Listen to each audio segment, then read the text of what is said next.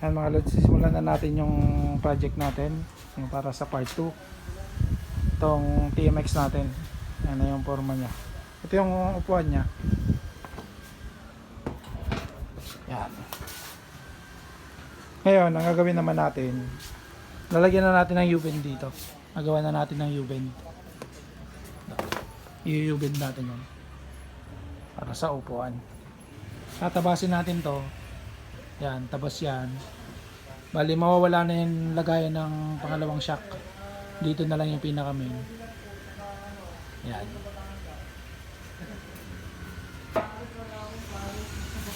Tapos, tingnan natin kung magagawa din yung swing arm. I-extend din natin. Ayan. Bali, yan na muna gagawin natin kasi medyo madami pang gagawin dito. Hindi natin ano kagad tatapos. Bali, ito na muna. U-bend. Tapos try natin kung masasama na natin yung swing arm.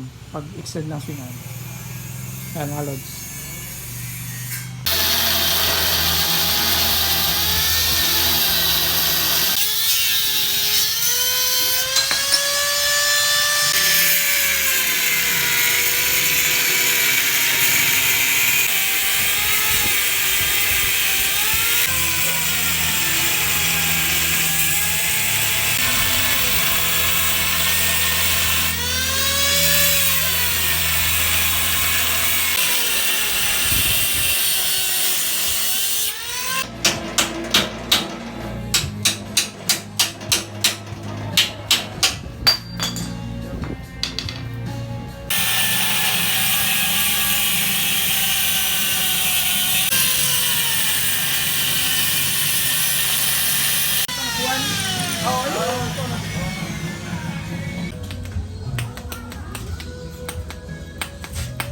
Yan na muna, nilagyan na para hindi ma-disalign yung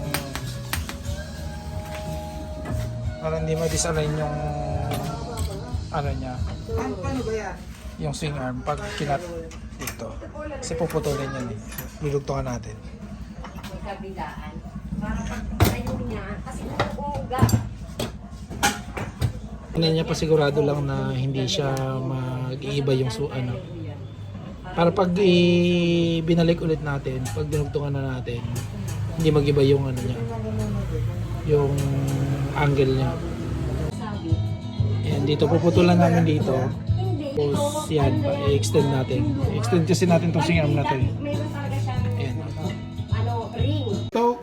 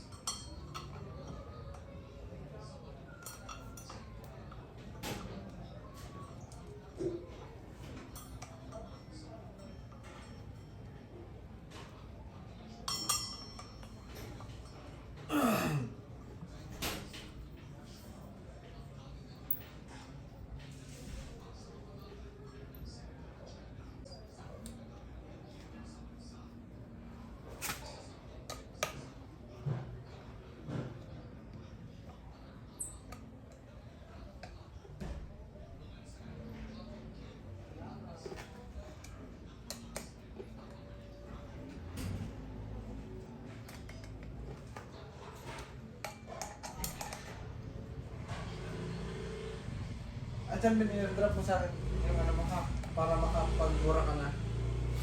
Sige.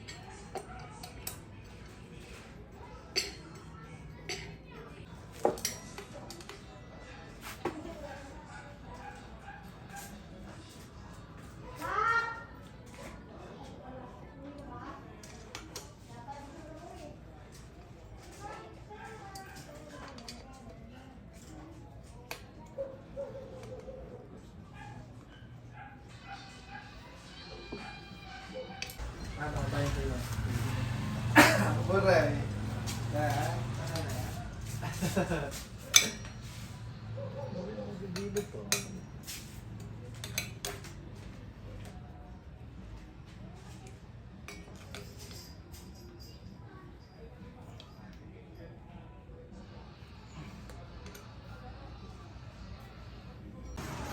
Ayan mga lods, ito na pala yung mga nagawa.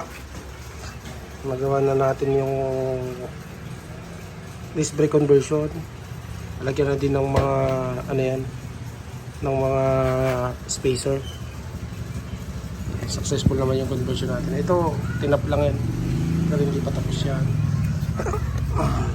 Nagano kami dito ng ano, convert din namin yung disc brake, ay yung pump ng ano, ayan. Convert namin. Tapos ito, disc brake sa likod, ipinturahan na lang. Tapos nilagay ng battery dito. Ayan, buha lang kami ng ano. Okay na din.